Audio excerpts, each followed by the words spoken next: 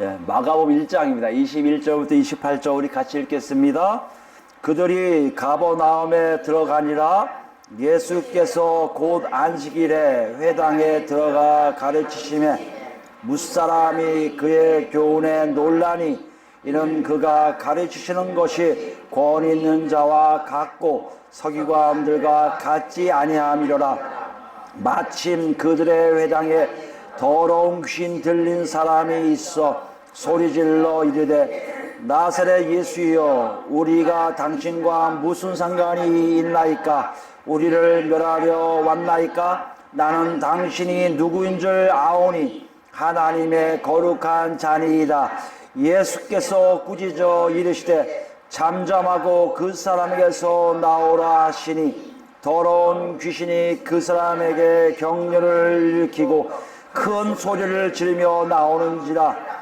다 놀라 서로 물어 이르되 이는 어찌미냐? 권위 있는 새 교훈이로다. 더러운 귀신들에게 명한즉 순종하는도다 하더라. 예수의 소문이 곧 온 갈릴리 사방에 퍼지더라. 아멘. 지난 시간에 우리는 예수님이 제자를 부르심을 통해서 예수님의 부르심은 뭐다? 하나님의 명령이고요. 그죠? 예수님의 부르심은 어떤 특성이 있다? 예수처럼 살라고 부르시는 것이라는 것을 우리 알았습니다. 그 부르심이 얼마나 강력하다면 둘 중에 하나를 선택할 수밖에 없다는 것이요. 따를래 아니면 멀어질래 이거였거든요. 따른다는 것은 뭡니까? 그냥 따르는 것이 아니라 이 땅에 있는 관계들이 다 변화되는 것을 얘기하고 있다는 것이에요. 여러분 한 주간 어떻게 사셨습니까? 우리 삶 속에 이런 따름이 있었다면 분명하게 얘기할 거죠. 분명히 어땠습니까? 하나님이 원하시는 삶으로 가게 된다는 것이에요. 우리 삶 속에 하나님을 따라간다, 예수 그리스도를 따라간다는 흔적이 있는지를 살펴봐야 된다는 것이에요. 여러분 저기서 보세요. 여러분 한 주간에 정말 예수님이 이끄심이 있어서 그 이끄신 대로 산 적이 있습니까? 있어야 된다는 것이죠. 그것이 뭐 한 달에 한 번, 두 달에 한 번 이렇게 아니라 우리 삶 속에 일상적으로 그런 일이 있어야 된다는 것이에요. 그럼 어떻게 할 수 있습니까? 내가 살아가는 삶 속에서 공동체뿐만 아니라 내가 속해 있는 사회뿐만 아니라 어디에서든 간에 내가 뭐처럼 된다? 예수처럼 살고 있는지를 파악하라는 것이에요. 사실 예수님의 부르심은 뚜렷하고요. 실제적으로 우리 삶 속에 영향을 미치고 있다는 것이에요. 마가는 이렇게 얘기하고 있습니다. 복음의 역사가 너에게 있는지 없는지를 확인하는 방법은 예수의 부르심에 지금도 응답하고 있는지 반응하고 있는지를 확인하면 알 수 있다는 것이에요. 여러분과 저는 어떻습니까? 지금 예수님의 주님, 자 내 뒤로, 너 내 뒤로에 여러분 어느 정도 지금 순종하고 계시고 어느 정도 반응하고 계십니까? 아니면 그냥 멀리 있습니까? 오늘 이 시간에 여러분과 저 자신을 정확히 보기를 바랍니다. 오늘 더 나아가요. 오늘은 여러분 보면 알겠지만 가버나움의 회당에서 일어난 일들을 그리고 있어요. 가버나움 회당에서 일어난 일들인데 두 가지 큰 사건이 일어납니다. 그 두 사건을 통해서 예수님이 우리에게 증거하는 것도 있지만 마가가 우리에게 얘기하고자 하는 것도 있다는 것이에요. 마가복음을 보면 지난 시간에 뭐 봤습니까? 예수님이 제자를 부르시는 일이 있었거든요. 예수님이 제자를 부르신 일과 함께 오늘의 사건이 연결되고 있다는 것이에요. 이것을 여러분 놓치지 마시고 그럼 마가와 예수님이 무엇을 얘기하려고 이 사건을 일으켰으며 마가는 기록하고 있는지를 같이 살펴볼까 합니다. 21절 보시면요. 그러니까 그들은 누굴까요? 예수님의 일행들이겠죠. 예수님과 예수님 제자들이겠죠. 가버나움에 가니라. 가버나움은 알지만 여러분 갈릴리 땅에 있는 부유한 도시예요. 베드로와 안드레가 여기 살았다는 흔적도 있고 뭐 요한복음은 나오는 것도 있거든요. 그런 거 볼 때 가버나움은 갈릴리 땅에서 예수님이 바로 사역하는 자리였을 것이라고 우리가 볼 수 있다는 것이죠. 그때 예수님이 왜 가버나움 가셨냐면 안식일에 회당에 들어가 가르치시려고 들어가셨다는 것이에요. 안식일에 회당에 들어갔다는 게 무슨 말일까? 여러분 이것에 대해서 생각해 볼 필요가 있습니다. 왜요? 유대인들은요 원래 성전에 대해서 모든 것을 갖고 있었던 거예요. 성전에 있는데 갑자기 회당이 나오기 시작합니다. 앞에 구약에는 성전에 대해서 계속 얘기하시던 그 내용들이 사라지고 성전도 있는데 회당이라는 내용이 나와요. 회당은 뭡니까 여러분? 말 그대로 뭐예요? 모이는 장소예요. 유대인들의 공동체 안에서 가장 중심적인 장소인 게 바로 회당이에요. 이거 왜 생겼죠? 여러분 잘 아시겠지만 바벨론 침입에 의해서 성전이 깨져요. 다 파괴가 됩니다. 파괴가 되고 이들은 어디로 가요? 바벨론을 비롯해서 각 나라로 흩어지게 돼 있어요. 가니까 어떻게 됩니까? 더 이상 제사 드릴 수가 없어요. 제사에서 가장 핵심적인 게 뭡니까, 여러분? 제사의 가장 핵심은요, 하나님과 같이함이에요. 하나님과 같이함 중에 더 크게 뭐예요? 죄에 대한 사함이에요. 내 죄가 있는 걸 가지고 성전 가서 속죄제, 속건제를 드리고 화목제를 드리면 죄 사함 받고 하나님과 화목해지는 일들이 일어나는 것을 실제적으로 경험한 곳이 바로 성전이에요. 근데 더 이상 제사를 드릴 수가 없게 되었다는 것이에요. 유대인들은 큰일 났어요. 특히 유대인의 지도자들은 이들 어떡하지 이제? 하나님 나라 백성 다 놓칠 수 있지 않을까? 그래서 그들이 성경을 통해서 구약에 있는 내용 가지고 율법서를 통해서 자기들이 연구를 하기 시작해서 뭘 했습니까? 아브라함이 의인 10명만 있으면 멸하시지 않는다라고 요것이 근간이라고 얘기하는 사람이 있는데 어찌됐든 간에 비슷해요. 13살 이상이면 성인이에요. 13살 이상의 남성이 10명 이상 있는 유대인 마을에는 반드시 뭘 만들라? 모이는 장소를 하나 만들어라. 그게 뭐예요? 그게 회당이에요. 여기는 왜 만들어요? 성전에서 제사 못 드리는 거 대신에 예배도 드리고 율법도 배우고 이렇게 하라고 만든 거예요. 이것이 유대인들이 10명 이상, 남자들이 10명 이상 곳에 다 회당들을 세우기 시작했고 거기서 모여서 일주일에 3번 예배를 드려요. 일주일에 3번. 안식일을 비롯해서 3일 동안을 3번을 예배를 드리는데 그것이 습관적으로 다시 돌아와서도 성전 제사도 있지만 안식일에 멀리 못 가니까 가까운 회당에 모여서 예배 드리는 것이 이들에게 일상적인 생활이었던 것이에요. 그리고 중요한 거예요. 왜요? 자기의 모든 것들을 죄사함이나 이런 것들을 하나님 만날 수 있는 공간을 회당으로 했으니까. 그러니까 회당에 모였다는 얘기는 여기 안식일에 회당에 모였다는 얘기는 이 동네 남자들뿐만 아니라 여자들까지 애까지 다 모였다고 볼 수가 있어요. 그러니까 다 모인 곳에 예수님이 들어가신 거예요. 예수님 들어가서 뭘 하시려는 거예요? 가르치시려 했다는 거예요. 가르치시니까 우리가 가자마자 막 이렇게 했을까? 그게 아니에요. 오늘날 우리 교회의 모습이 회당의 예배 순서를 많이 본받았다고 하는데 먼저 이 사람들 모임 보면요. 예배 보면요. 시편이나 감사 기도를 해요. 누가? 그 다음에 쉐마라고 그래요. 들어라 이스라엘아 해갖고 신명기 6장 4절 이후에 나오는 여호와 하나님은 유일하신 분이라는 그 고백을 다들 합니다. 그 다음에 율법책에서 하나의 정해진 부분의 구절을 읽고요. 그 다음에 예언서에서 아무나 자유롭게 하나를 택해서 설교를 하고 설명을 해줘요. 그 다음에 회당장이나 한 회원이 나와서 폐 기도를 하면 그 예배가 끝나는 거예요. 근데 여기 가르치자는 얘기는 그 가운데 한 구절을 정하고 자기는 나름대로 정해서 설명하고 설교하는 요걸 얘기하고 있다는 것이에요. 이건 누가 아무나 할 수 있는 것이 아니라 어느 정도 자격 있는 사람들 합니다. 누가 자격을 정하냐면 회당 관리인이 그걸 정해요. 어떤 사람까지 정하냐면 나그네로 떠도는 사람들 중에 자기가 좀 율법을 좀 알고 있습니다 하는 사람들은 그냥 픽업해서 네가 한번 해보시오 하고 자유롭게 거기서 진행되는 것이 가르침이에요. 여기 보면 예수님이 그 경우라는 얘기죠. 예수님이 가버나움의 회당에 들어갔다는 얘기는 들어가셨는데 예수님이 갑자기 가신 거예요. 이렇게요. 나 하겠소 하니까 회당장이 오케이 해서 올라가시는 거예요. 여기에 자세한 내용이 없어요. 이분이 뭐 어떤 자격이 있기 때문에 랍비로서 이거 올라갔다 이건 전혀 없습니다. 마가는 그냥 올라가셨다는 걸 사실을 얘기하고요. 강단성에 올라가서 가르친 걸 얘기하시고 그 내용도 얘기를 하지 않아요. 그러니까 마가는 지금 뭔가를 지금 얘기하고 있다는 것이에요. 회당에 있는 예배의 모습을 다 그려놓고 중점적인 건 예수님의 가르침뿐만 아니라 더 중요한 건 뭐다? 22절에 나온 얘기예요. 22절을 더 강하게 얘기하고 있다는 것이에요. 무사람이 그의 교훈에 놀라요. 교훈은 가르침을 얘기합니다. 원래는 정확한 표현은 가르침이에요. 그의 가르침에 논란이 이는 그가 가르치는 것이 권위인 자와 같고 서기관들과 같지 아니함이라. 사람들이 그분이 얘기한 걸 가지고 예수님이 말씀하신 가르침을 가지고 다 놀라는 장면을 마가는 크게 보고 있다는 것이에요. 무사람이 그의 가르침에 저럴 수가 왜 놀라냐 이유가 있다는 것이에요. 권위 있는 자로의 모습을 예수님께서 봤다는 거예요. 누가요? 회당에 있던 사람들이. 권위는 뭐예요? 권위. 권위란 것은 선택할 수 있는 자유가 있는 사람을 얘기해요. 권리가 있는 사람을 얘기해요. 선택할 수 있는 자유와 권리 있는 게 뭡니까? 힘 있는 사람을 얘기하죠. 그러니까 통치자를 얘기해요. 통치력을 얘기해요.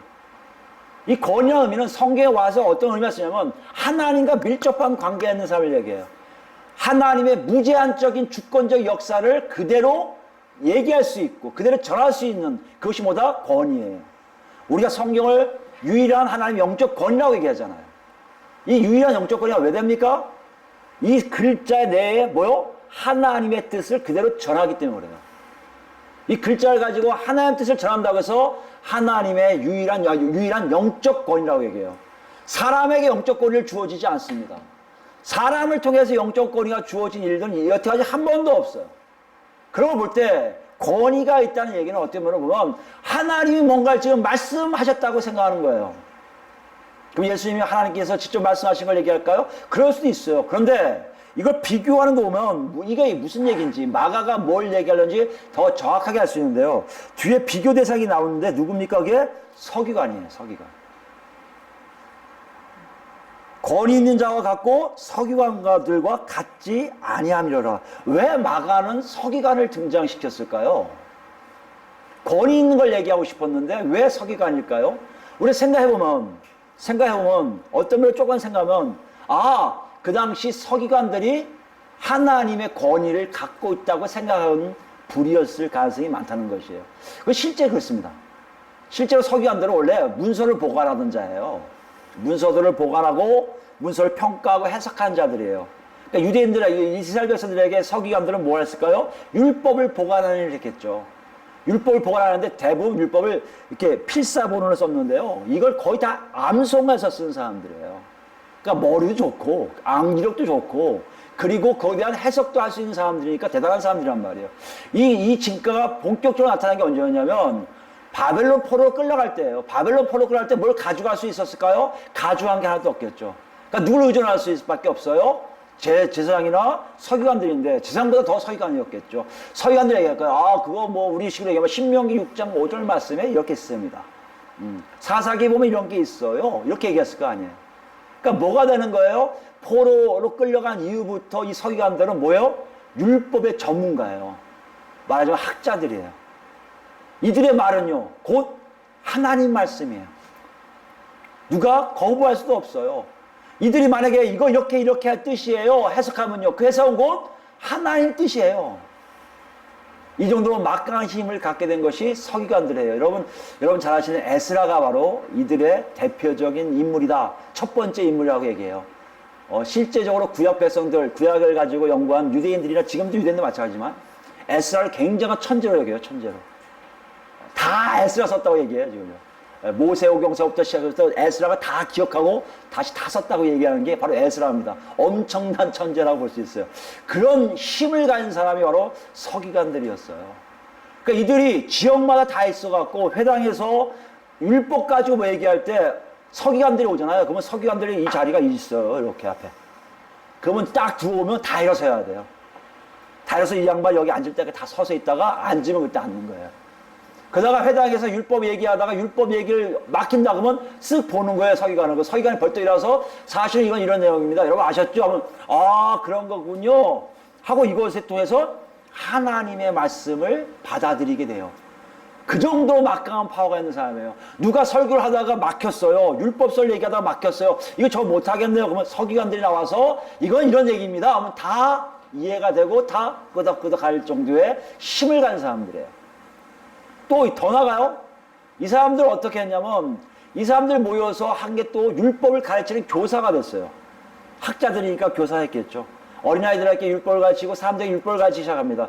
근데 이들 중에 유명한 사람들을 우리 뭐라 하냐면 랍비라고 그래요. 랍비란 뜻은 여러분 나의 위대한 나의 위대한 사람이란 뜻이에요. 저분이 나의 랍비입니다 하면 내가 생각해도 대단히 위대한 사람이에요. 그게 다 어디서 나와요? 서기관들에서 나오기 시작합니다.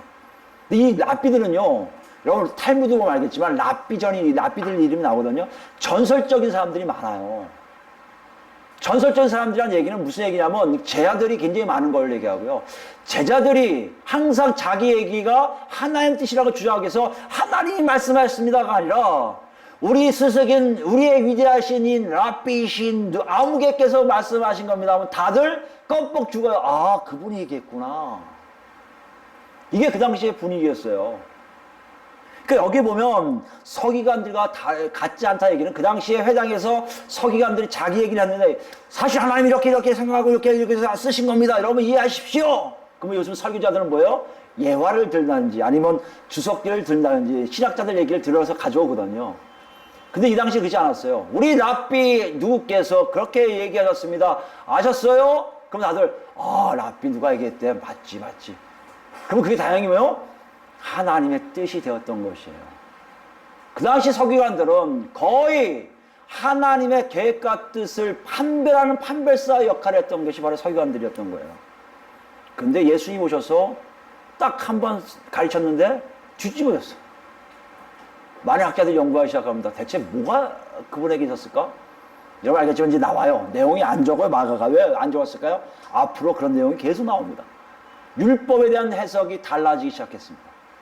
율법의 해석뿐만 아니라 율법을 통한 하나님의 뜻을 정확하게 증거한 것을 사람들이 이해는 저런 내용이었구나. 이야 대단하네. 근데 뭐가 문제 아십니까?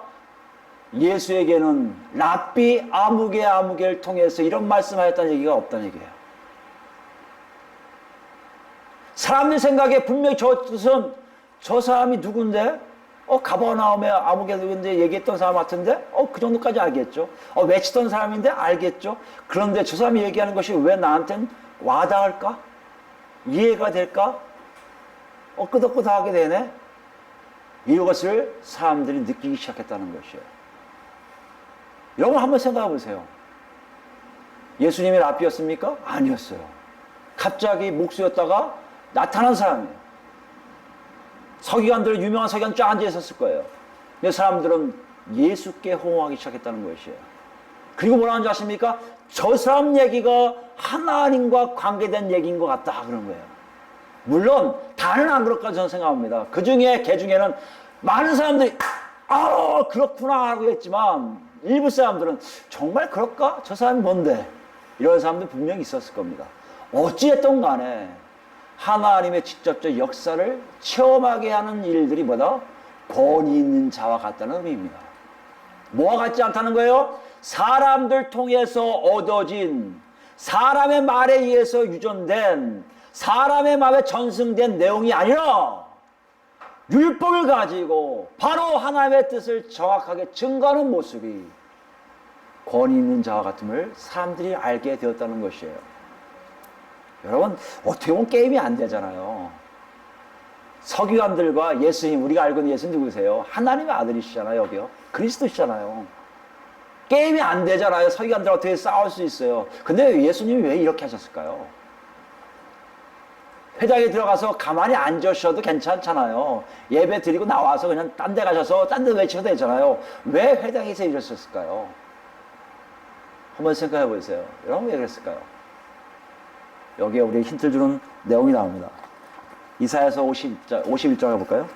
51장 보시면 이사야서는 여러분 아시겠지만 전반부는 심판에 대한 얘기를 했다면 후반부는 위로의 말씀을 했어요. 구원이 일어날 것이다. 회복될 것이다. 걱정 말라는 게 나오거든요. 근데 51장 보면 그런 위로의 말씀의 내용인데요. 제가 읽습니다. 51장 1절부터입니다. 을을 따르며 여호와를 찾아 구하는 너희는 내게 들을지어다. 이거 중요하죠? 을을 따르며 여호와를 찾아 구하는 너희.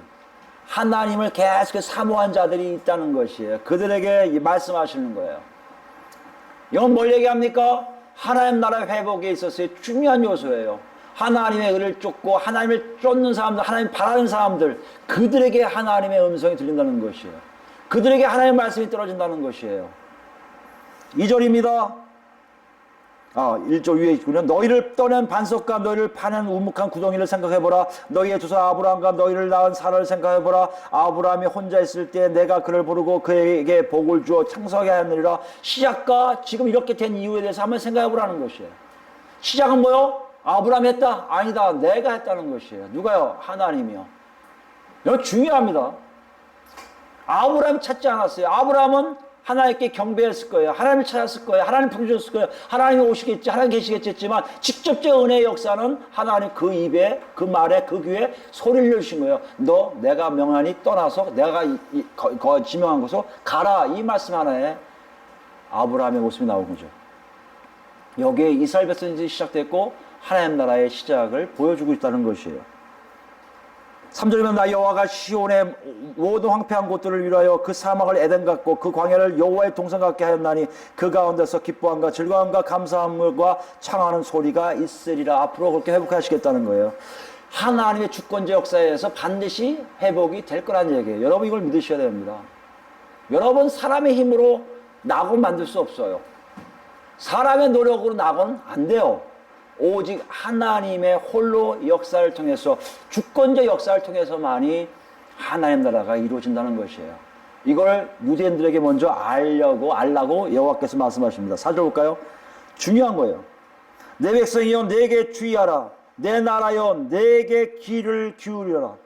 이는 율법이 내게서부터 나갈 것임이라. 내가 내 공의를 만민의 빛으로 세우려. 여기 율법을 해석했지만 어떻게 보면요, 훈계, 가르침이에요. 하나님이 직접 하나님 백성들에게 어떻게 한다? 가르침을 주시겠다는 거예요. 훈계를 주시겠다는 거예요. 법을 시행하시겠다는 거예요. 그리고 저스티스, 공의를 이루시겠다는 것이에요. 무슨 말씀이에요? 하나님 나라의 임하심은, 회복의 역사는 하나님 나라의 종말역적 사건이라면 거기에 주된 것은 하나님이 직접 하나님 나라의 백성들에게 가르침을 주신다는 거예요.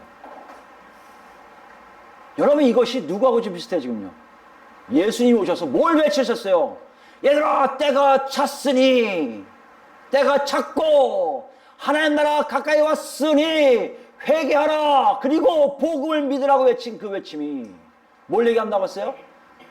종말론 쪽에 하나님 나라의 펼쳐짐, 그 흐름이 이미 시작됐음을 공표하셨던 것처럼 예수님이 직접 가르치셨다는 길은 하나님의 말씀이 예수 그리스도를 통해서 통과되어 그들에게 들어가기 시작했다는 것이에요. 그 회중 중에, 그 회당에 있는 회중 중에 그 말씀이 진정 내가 받아들인다면 그럼 어떤 사람들이라고요? 하나님을 바라보고 있었고 하나님을 위해서 의를 찾고 있었던 사람들이고, 그렇지 않은 사람들은 그것이 뭔지를 모르고 헤매다가 정말 그래 의심할 수밖에 없는 사람들이 있었을 거라는 얘기예요. 여러분 이것이 하나님 나라의 모습이에요. 예수님은 이것을 보여주기를 원했던 거예요. 제자들에게 너 내 뒤로 했을 때 순종하였듯이 회당에 있는 사람들에게 하나님의 말씀의 가르침이 진정될 때 하나님 나라의 흐름이 너희 앞에 있는 것을 알게 하시고, 제자들에게 자 내 뒤로 해 그 말씀을 안 하셨지만 그 가르침 속에 하나님의 나라가 시작됐고 이제 저분을 쫓아가야 되는구나를 알게 하신다는 것이에요. 그게 어떻게 가능합니까? 5절입니다. 내 공의가 가깝고 내 구원이 나갔은즉 내 팔이 만민을 심판이니 섬들이 나를 앙망하여 내 팔에 의지하리라.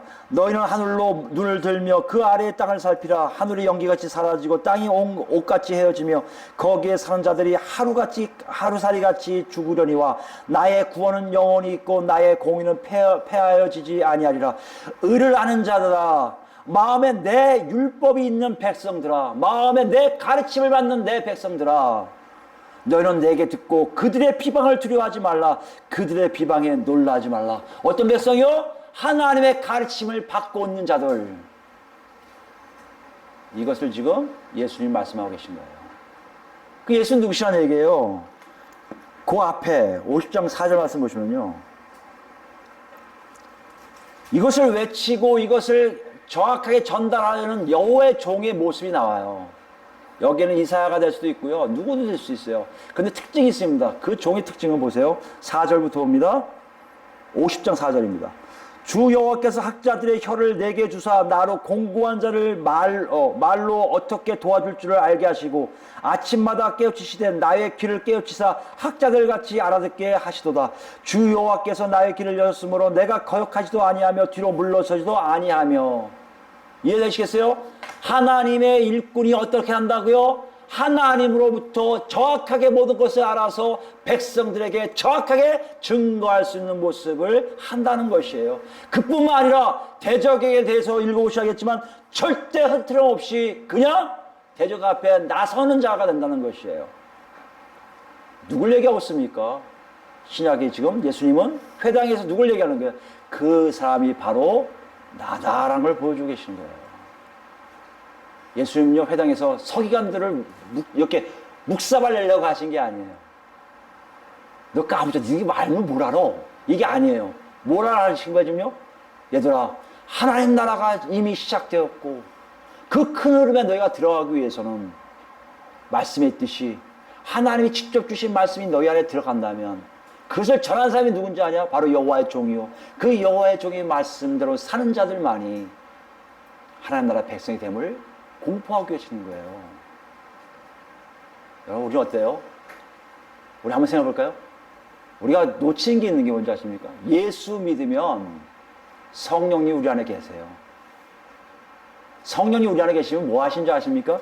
그 성령이 하신 첫 번째, 예수님이 말씀하신 모든 것을 기억나게 하세요. 로마서는 뭐요? 들음으로 믿음이 난다고 했어요. 들음은요, 그리스도의 말씀으로 말미암습니다. 성령이 우리 안에 계셔서 예수 그리스도의 가르침을 우리에게 계속해서 알려준다는 얘기는 뭡니까? 아까 읽은 내 율법의 마음에 율법 있는 백성들 얘기하는 거예요. 여러분과 제 안에 성령께서 예언한 대로 다 씻겨주시고 마음판에 다 새겨주셔서 그 말씀 하나를 다 지킬 수 있었던 것은 예수 그리스도의 가르침을 성령님이 알게 하시고 성령님이 이끌어주심으로 내가 살게끔 되어 있다는 것이에요. 여러분이 거기 있는 염리지를 확인하라고 우리에게 지금 말씀하고 계세요. 거기 계십니까? 혹시 없는 사람들은 깨우뚱할 거예요. 정말 그런가? 성령에 계시면 예수 그리스도의 말씀이 다 내한테 기억이 될까? 여러분 생각해 보세요. 여러분이 지금 뭘 못하고 있는 거예요? 여러분 안에 계신 성령님의 음성을 제대로 듣지를 못하고 있는 거 아닐까요? 오늘 예수님이 회당에 있는 사람들에게 이걸 얘기하고 있어요. 하나님 나라의 시작을 알고 계세요. 조금 있으면 나중에 요한복음에서 나오는 얘기처럼 너희 안에 성령 들어갈 거야. 성령이 가르쳐 줄 거야. 성령이 알게 할 거야. 그 성령을 쫓아가는 삶이 하나님 나라의 놀라운 모습이라고 얘기하세요. 깨우뚱하는 사람도 있습니다. 그 장면 분명히 있었을 거예요. 그런데요, 희한한 사건이 일어나요. 다시 본문 볼까요? 23절 보시면요. 22절, 23절이요. 23절 보시면 마침 그들의 회당에 더러운 귀신 들린 사람이 있어 소리질러 이르되, 마침 어떤 사건을 또 얘기한 마가의 특징입니다. 곧이랑 똑같은 말이에요. 곧 그들의 회당에 더러운 귀신 들린 사람이 있어 소리질러 이르되, 이거 갖고 많은 분들이 얘기할 수 있어요. 왜 회당에 귀신 들린 사람이 올 수 있지? 하나님 나라 백성인데 어떻게 귀신 들린 사람이 있지? 여러분, 이걸 보면 사람들은 그 사람에 대해서 놀라지 않아요. 그러니까 귀신 들린 자가 있었어? 있었다? 없었다? 있었다는 것이에요. 그죠? 여러분, 분명한 건요, 성령이 우리 안에 계실 때 귀신들이 없지요. 성령이 우리 안에 없으면요, 귀신이 들린 사람들은 분명히 있을 것이고요, 나오지 않을 뿐일 수 있어요. 그거 중요한 게 아니에요. 마가도 그게 중요한 게 아니에요. 그 나중에 귀신 놀할 때 나올 때 또 나올 겁니다. 그때 얘기할게요. 여기 보면 알겠지만 더러운 귀신이 등장해. 갑자기 귀신 들린 자가 나타나서 소리 질러버려요. 그리고 24절 보니까 나사렛 예수여, 우리가 당신과 무슨 상관이 있나이까? 우리를 말하러 왔나이까? 난 당신 누구인 줄 아오니 하나님의 거룩한 자이다. 사람들이 그 가르침에 벙찌고 있는데, 와, 어떻게 저런 말씀을 증거할 수 있을까? 자, 서기관들보다 낫다. 그걸 랍비 이상이라는 얘기인데, 저 사람들은 랍비인가? 하고 있는데 뭔 일을 한다고요? 귀신 들린 자가 갑자기 오더니 무슨 소리를 시작하는 거예요. 나사렛 예수여, 당신은 하나님의 거룩한 자이다! 소리 지르는 거예요. 하나님의 거룩한 자라는 것은 유대인들에게 무슨 얘기할까요? 하나님과 깊은 관계 있는 사람들이에요. 아직 메시아까지 안 갈 수 있어요. 그러나 귀신들은요, 메시아라고 얘기하지 않고 하나님의 거룩하신 자까지만 얘기해요. 그리고 타협하는 어느 정도가 있어요. 근데 예수님 이거보다 더 놀란 거예요. 야, 저분이 하나님의 거룩한, 맞지? 랍비도 그랬으니까 그럴 수 있었는데 놀란 사실이 나요. 그보다 더 올라가요. 25절 보세요. 예수께서 꾸짖어 이르시되, 이 꾸짖어 이르시되는요, 야만친다는 얘기 아니에요. 하나님의 능력을, 하나님의 권세를 상징해요. 이걸 잘못 오해해갖고 막 귀신의 절대 비열하게 얘기하고, 꾸짖어 막 욕하고 막 이런 걸 얘기하는데 그거 아니에요, 여러분. 이거요. 그건 일반 무속인들, 세상에 귀신 쫓는 방법이에요. 더러운 냄새 풍기고 마늘 같은 걸 이렇게 하고 막 이런 건 다 그쪽이에요. 예수는 그럴 필요가 없어요. 욕하실 필요도 없어요. 꾸짖어 이르시되는요, 하나님의 어미하심이에요. 야! 한마디예요. 떠드니까, 시끄럽게 떠드니까, 야! 그게 뭐예요, 줄 아십니까? 잠잠하고 하는 거죠. 말 못하게 하는 걸 얘기해요. 이거 딱 한 가지예요. 잠잠하고 그 사람이 나오라. 꾸짖어 이르시면, 야! 입 닥쳐! 나와! 이거예요, 여러분. 입을 꽉 다물고 무조건 순종해 이 뜻이에요. 이 말씀은 25절 이 말씀은 여러분 하나님께서 하실 수밖에 없는 놀라운 어미하심이에요. 욕할 필요 없고요. 때릴 필요 없고요. 때려갖고 사람 죽인 경우 많잖아요. 다 잘못된 거예요, 여러분. 귀신을 내쫓으면 오직 하나님의 그 말씀, 쉿! 나와. 끝나는 거예요. 그랬더니 안 나왔으면 정말 예수님은 예수님은 아니죠. 아말에 안 나왔으면 가끔 상상해봐요. 안 나왔으면 어떻게 했을까? 회장 사람들 웃었을 거예요. 그죠? 근데 안 그래요. 제가 엉뚱하죠? 26절 보세요. 더러운 귀신이 그 사람에게 격려를 일으키고 큰 소리를 지르며 나오는지라. 더러운 이렇게 막 귀신이 격려를 일으킨다는 건 나가겠다는 뜻이에요. 그리고 사람들 알고 요동치는 얘기는 빠져나가는 모습을 재현하는 거예요. 가끔 무속인들 보면 여기 뭐 이렇게 가래 같은 거 뱉고 이러면 더러운 거 나온다는데 그거 아니에요, 여러분. 속지 마세요. 무속인들이 귀신 쫓는 거는 귀신 쫓는 게 아니라 자기들끼리 협상해갖고 적당히 침 뱉으면 나간다고 착각하게 만드는 거예요, 여러분. 하나님은 그렇게 안 해요. 실제적으로 격려를 이렇게 나가는 모습을 보여주는 거예요. 그때 어떻게 일어납니까? 27절 보세요. 다 놀래, 이건. 무슨 사람이 놀란 게 아니라 다 놀래. 뭐 저런 일어나? 왜 놀랐을까요, 여러분? 왜 놀랐을까요? 이 당시에 귀신 내쫓는 일이 없었다고 있었어요. 다른 문헌에 보면 여기 유대교 말고 근처에 있는 고대 근동지방에 보면 귀신 내쫓는 역사들이 가끔 있어요. 무속인들 했다는 얘기도 있고 있잖아요, 우리도요. 이것 때문에 다 놀란 게 아니라 이들은요, 유대 땅 안에 하나님을 믿으면서 사람이 귀신에게 명령해서 나가라고 했을 때 순종한 일이 한 번도 없었다는 것이에요. 누가 제일 비싸게 했어요? 다윗이 악기 연주할 때 사울에게서 악기가 나가는 것 외에는 없어요. 명령이 아니에요, 그냥. 그건 하나님의 역사를 그냥 악기를 자기는 모르게 하는데 나간 것 뿐이에요. 그러나 이같이 예수님처럼 명령했을 때 순종한 케이스는 한 번도 없었다는 얘기예요. 삶이 뒤집어져요. 그러니까 뭐라고 얘기합니까? 또 얘기해요. 이는 어찌미냐? 권위 있는, 이건 하나님과 관련된 역사야. 그리고 세교훈이에요. 지금까지 한 번도 없었던 역사야, 이거는. 처음이야. 더러운 귀신들에게 명한도 순종한도다 하더라. 표현 없어요. 여기 보세요. 귀신을 통해서 사람들에게 알리는 작업도 하셨을 겁니다. 그죠? 근데 예수님이 또 이렇게 하셨을까요? 귀신 쫓아내는 게 뭐가 그렇게 중요하다고. 그렇잖아요. 요즘도 만약에 귀신 쫓는 게 중요하다면 아마 지금도 막 내쫓고 계실 거예요. 아니, 내쫓고 있는 장면들이 우리에게 체험이 안 됐을 뿐이지 분명히 내쫓음을 당하는 귀신들이 꽤 많이 있을 거라고 믿습니다. 지금도 왜 하실까요, 여러분? 뭘 지금 가르치고 싶은 거예요? 회당에 있는 사람들에게 내가 누군지 알게 하신다고 아까 가르치면도 다 받아들이지 못한 사람들에게 지금 뭘 얘기하고 싶으신 거예요? 얘들아! 너희들 아직 못 믿고 있지? 귀신 들린 거 나온 거 봤어, 못 봤어? 그게 너희들 기억난 거 없어? 우리 스가랴서 볼까요? 1323페이지 있습니다. 1323페이지에 있는 스가랴서 13장 1, 2절 말씀입니다. 1, 2절 말씀. 그날의 죄와 더러움을 씻는 셈이 다윗의 족속과 예루살렘 주민을 위하여 열리리라. 그날이라는 것은 마지막 날 어떤 종말의 시간을 얘기합니다. 사건을 얘기한다고 했죠. 유대 민족들이 회복되는 시기를 얘기해요. 근데 어떤 일이 합니까? 2절 볼까요? 만군의 여호와가 말하노라 그날에 내가 우상의 이름을 이 땅에 끊어서 기억도 되지 못하게 할 것이며 거짓 선지자와 더러운 귀신을 이 땅에서 떠나게 할 것이라. 지금 뭐 하시는 거예요, 지금 예수님이요? 내가 귀신을 쫓아낼 수 있다? 그 능력 보여주시라는 거예요? 있어요. 없을 수가 없죠. 하나님의 아들이신데. 더 크게 뭐라고요? 사람들이었어요. 그 앞에 있는 사람들이에요. 얘들아, 너희 앞에 있는 내 앞에 있는 너희들아, 잘 들어라. 지금 무슨 일이 일어난 줄 아니? 너희들이 스가랴에서 알고 있는 그 역사가 너희들 눈앞에 있다는 얘기는 그 날이 이미 시작됐음을 알라는 것이에요. 이것을 지금 예수님은 회당에 있는 백성들에게 알게 하신 거예요. 오늘날 우리가 누구예요? 혹시 여러분 아직도 이 시대가 어떤 시대인지 모르시는 분 계십니까? 2000년 전에 예수님이 하신 말씀 잘 들으세요. 얘들아, 2000년 전이에요.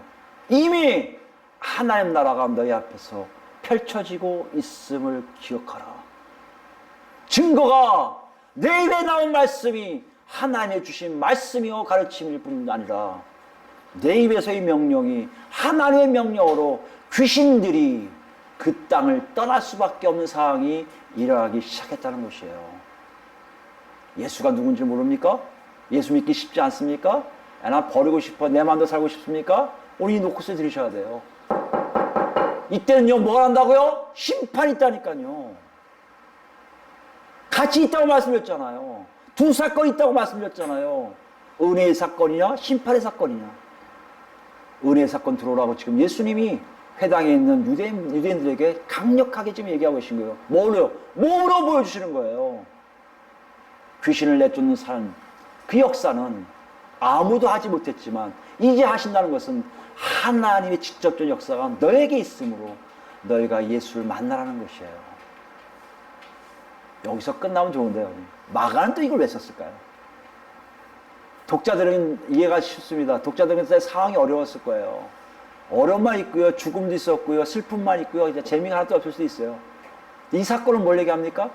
모든 만물이, 사람들뿐만 아니라 영적인 것까지도 예수 그리스도의 한 말씀에 다 무릎 꿇고 있을 것이고 더러운 귀신도 없어질 것이고 이제 나를 괴롭힌 세력들도 예수 앞에 무릎 꿇을 것이라는 위로의 말씀이 될 수 있었을 겁니다. 그것까지 이해할 수 있어요. 그 우리는요, 여러분 이 구절이 우리에게 주는 게 뭐예요? 나 예수 믿는데요. 아마 여러분 이 구절 읽으면서 우와 놀라라 하신 분 계세요? 유대인처럼 우와 이렇게 있을 수 있어? 이런 건 저는 지금 어떻게 생각을 해요? 에이 이거 알지, 예수님인데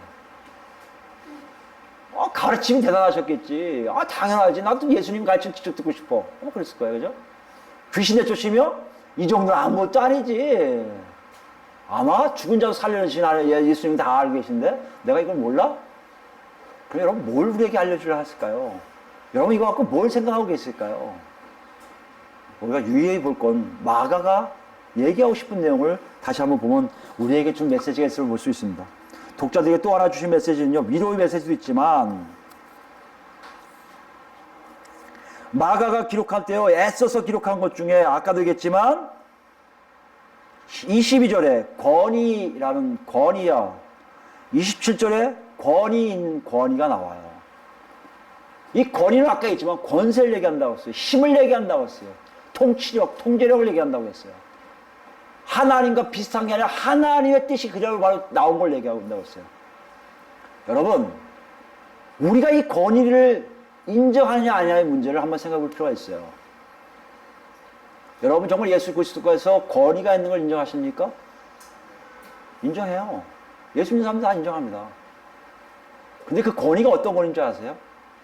예수가 누군지를 모르는데요, 예수를 만난 사람들이 그 말씀에 자기도 모르게 고개 숙인다는 거예요.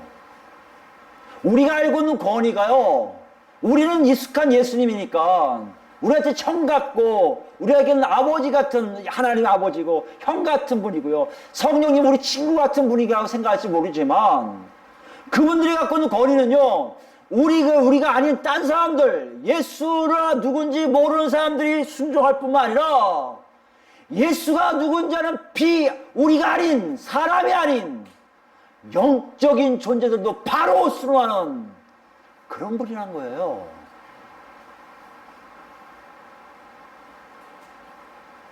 여러분은 어떻습니까? 우리는 어때요? 예수님의 말씀과 예수님의 가르침에 여러분 얼마큼 순종하고 계세요? 여러분이 인정하는 권위가 이것보다 낮은가요? 그럼 순종 안 하도 되잖아요. 예수님 순종 안 해도 돼, 이런 분이 있어요? 권위를 인정하는 게 아니에요. 여러분이 생각할 때 예수님의 권위가 정말 이 세상에서, 이 만물을 위해서 제일 최상위권이라고 알고 있다면, 그리고 그걸 믿고 있다면 여러분과 저도 그 권위에 온전히 순응해야죠. 순종해야죠.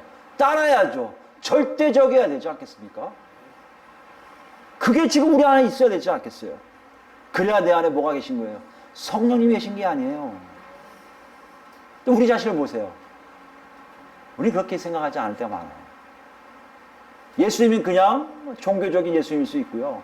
그냥 나만을 위해 존재하는 수호신 같아요. 그죠? 내가 힘들면 전화 딱 하면 도와주는 그런 힘 좋은 아저씨 같은 그런 분으로만 모시고 있는 거 아닌가요? 오늘 마가는 우리에게 이렇게 얘기하고 있습니다. 하나님 나라에서의 예수님의 권위는 이제 모든 만물이 그 앞에 순응할 뿐만 아니라 그렇게 순종하고 머리를 조아리고 항복하는 자들만이 하나님의 나라의 백성이 될 수 있음을 얘기하고 있다는 것이에요. 더 나아갈까요? 신기한 게요. 이 권위가 예수님의 이 권위가요. 사람들, 예수 믿는 사람들 통해서 점점 내려가고 있다는 것을 아시기 바랍니다. 그래서 이 권위가 2000년 전에 예수님 안 만났게 몰라요가 아니라 내 안에 성령이 계심으로 그 권위가 지금도 나를 움직이고 있다는 것이에요. 나를 이끌고 있다는 것이에요. 내가 잘못하고 지적하고요. 일로 가야 되고 정확한 하나님 뜻과 하나님 계획대로 살게끔 나를 끌고 가고 있다는 것이에요. 이것이 없으면 안 돼요. 만약 여러분 나는 예수의 권위를 인정하지만 나는 순종하지 않아요 하는 얘기는 절대 여러분 그 안에 있지 않음을 얘기한다는 것이에요. 그 안에 없으면요 여러분 죄송하지만 하나님 나라의 백성으로 지금 살고 있지 않고 있다는 얘기예요. 그 얘기 뭡니까? 미안하지만 마지막 심판 때 생명책에 우리 이름이 없을 가능성이 있다는 것이에요. 정말 그렇습니까? 이 고린도후서를 볼까요? 고린도후서 10장을 보시면 내용은요, 이 10장 내용은 달라요. 어떤 다른 게 있냐면, 바울 사도가 자기를 배반하고 자기를 이렇게 약간, 뭐죠? 잘못되게 막 대적했던 사람들. 그 사람들에 대해서 쓴 글인데요. 이 글 내용에 자기가 너희들을 대할 때 이렇게 대할 수밖에 없어 하고 너희한테 유순하게 대할 뿐만 아니라 너희들이 이렇게 했으면 좋겠어 얘기한 내용들이요. 바울 사도의 내용 속에 예수님의 놀라운 권위를 인정하는 게 나와요. 내 생각 같아서 당장 가서 때리고 싶지만 그게 아닌 걸 내가 알아 라고 얘기하는 걸 여러분 고린도후서 10장이 나오거든요. 한번 보실까요? 4절부터 보겠습니다. 우리의 싸우는 무기는 육신에 속한 것이 아니요 오직 어떤 견고한 진도 무너뜨리는 하나님의 능력이라. 이건 믿으셔야 됩니다. 아니 믿은 게 아니에요. 체험하셔야 돼요. 여러분의 싸우는 무기는 육신이 아니라 하나님의 능력이라는 것이에요. 왜 하나님의 능력이 있습니까? 하나님은 권위가 있거든요. 권세가 있거든요. 그분이 가는 곳곳마다 모든 우주 만물이 무너뜨릴 수밖에 없고요. 딱잡고 순종할 수밖에 없잖아요. 근데 여기 나옵니다. 4절 후반에요. 모든 이론을 무너뜨리며 하나님 아는 것을 대적하여 높아진 것, 하나님께 대적하는 것에서 높아진 교만한 자들을 다 무너뜨리고 모든 생각을 사로잡아 그리스도에게 복종하게 하니. 뭐가요? 하나님의 능력이. 여러분이 하나님의 능력, 하나님의 역사, 예수 그리스도의 권위를 인정할 때, 내 안에서 일어날 때면 나도 모르게 그리스도 앞에 복종할 수밖에 없다는 것이에요. 왜요? 하나님의 능력이 곧 그리스도의 권위로 나타나니까. 여러분 생각해줘야 돼요. 중요합니다. 6절이에요. 너의 복종이 온전하게 될 때에 모든 복종하지 않는 것을 벌하려고 준비한 중이노라. 이게 무슨 말씀인지 잘 하셔야 됩니다.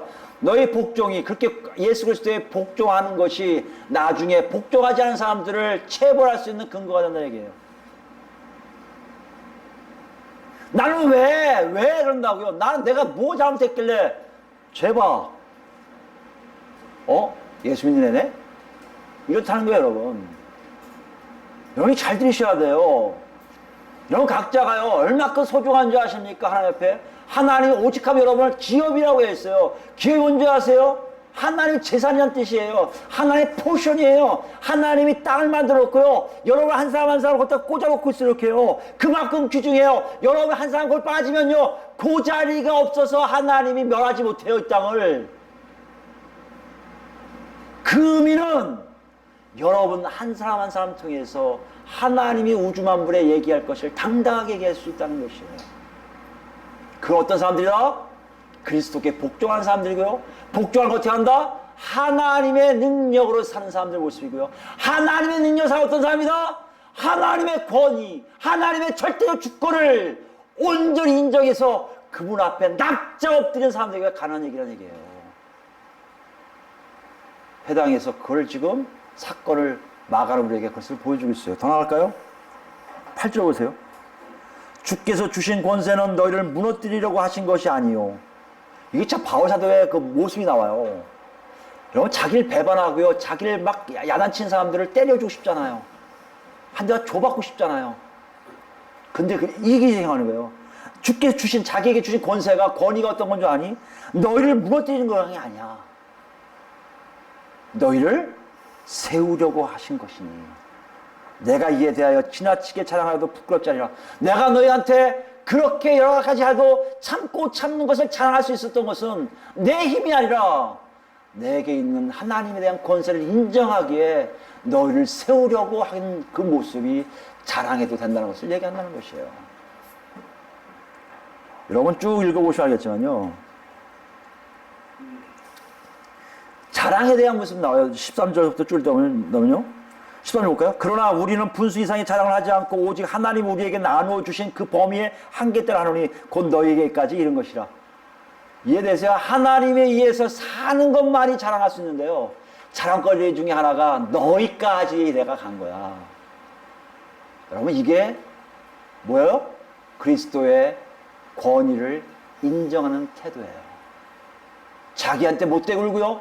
자기한테 해코지 하는 사람들까지도 세우려고 하나님 뜻 안에 가진 삶을 얘기해요. 결정적이게 18절 쭉 읽어보시고 쭉 읽어보셔야 돼요. 17절이에요. 자랑하는 자는 주 안에서 자랑할지니라. 옳다 인정함을 받는 자는 자기를 칭찬한 자가 아니요 오직 주께서 칭찬하신 자니라고 고백해요. 자기 자신을 나 이래서 칭찬받아. 난 이런 존재야. 니들 알지? 까불이 내가 사도인데 니들 내 말 안 들어. 이게 아니라 다 죽이고 예수 그리스도의 권위를 인정해서 살다 보니 사람이 아닌 내가 볼 때는 너무 확 닥질 않은데 나중에 예수님이 잘했다 사울아 잘했다 바울아 하는 소리를 듣겠다는 것이에요. 여러분 권위를 인정하고 계실 때 여기 있어요. 어디까지 인정하고 계십니까? 절대 권위를 인정하고 계십니까? 아마 이러실 거예요.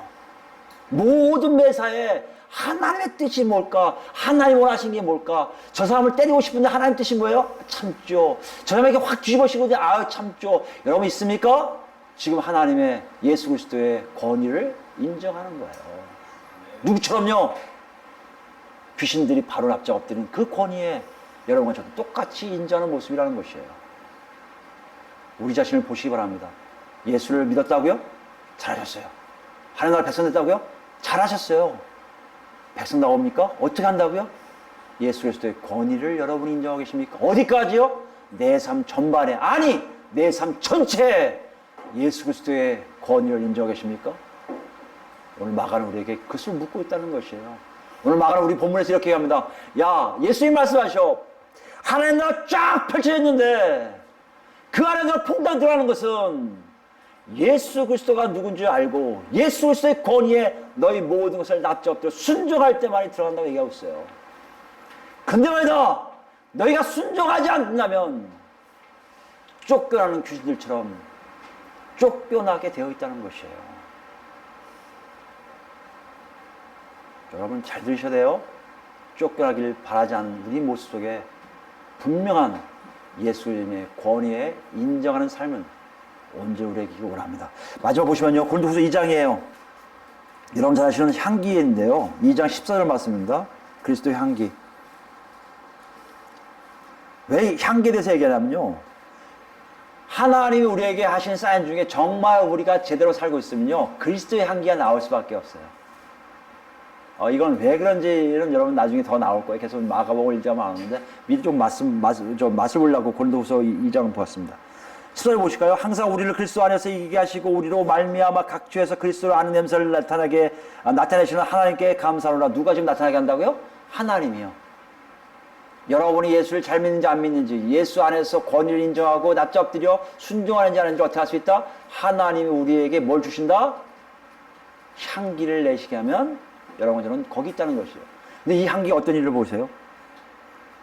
15절입니다. 우리는 구원받은 자들에게나 망하는 자들에게 하나님 앞에서 그리스도의 향기니 이 사람에게는 사망으로부터 사망이 이르는 냄새요 저 사람에게는 생명으로부터 생명이 이르는 냄새라 누가 이를 감당하리요.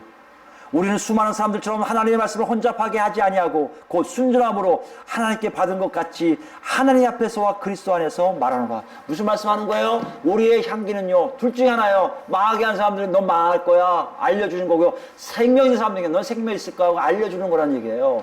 우리가 한다고요? 아니요. 우리 삶 자체를 통해 하나님이 역사하신다는 거예요. 저 사람 만나니 뭔가가 이상한 행기가 나오는데 도망가고 싶어하는 사람들, 그 사람이 예수 믿는다면 그 사람은 망하는 거고요. 저 사람 만나고 걔 쫓아가고 싶어 한다면, 여러분이 예수 믿는 사람이라면 그 사람은 생명 있는 사람이라는 얘기예요. 이 일을 왜 하시란 말이에요? 예수님이 하나님 나라가 이 땅에 있음을 알려주기 위해서 예수를 파송하신 것처럼 예수의 제자들, 그 제자들을 다 그렇게 사용하시려고 했다는 거예요. 여러분 삶의 모습을 보셔야 돼요. 정말 예수님의 권위에 여러분 순종한다면 여러분 분명히 예수 그리스도의 향기를 나타나고 있을 것이라는 얘기예요. 그건 24절 마지막 본문에 오면요, 제가 읽습니다. 28절 이렇게 얘기하고 있어요. 예수의 소문이 곧 온 갈릴리 사방에 퍼지더라. 예수님이 그 하신 그 권위에 있는 행사를 하실 때 예수님의 소문이 갈릴리 전 지역에 퍼져요. 마찬가지예요. 여러분과 제가 정말 예수님의 그 권위에 순종해서 예수 그리스도의 향기를 풍긴다면 예수님의 소문이 이 지역뿐만 아니라 전 지구로 퍼져갈 거란 얘기예요. 저는 여러분과 제가 거기에 다 있기 원해요. 그것이 바로 예수님이 이 땅에 오신 것이고 이유고, 오늘 회당에서 유대인들에게 얘기하신 이유고, 그 예수님이 각자 우리에게 보내신 성령님이 오신 이유인 걸 여러분 깊게 생각하시고, 오늘부터라도 지금부터라도 내 삶 속에 예수 그리스도의 권위를 온전히 인정하지 않는지 안 하는지를 정확히 파악해서 그리스도의 향기가 나는 여러분 되기를 예수 그리스도로 축원드립니다. 아멘.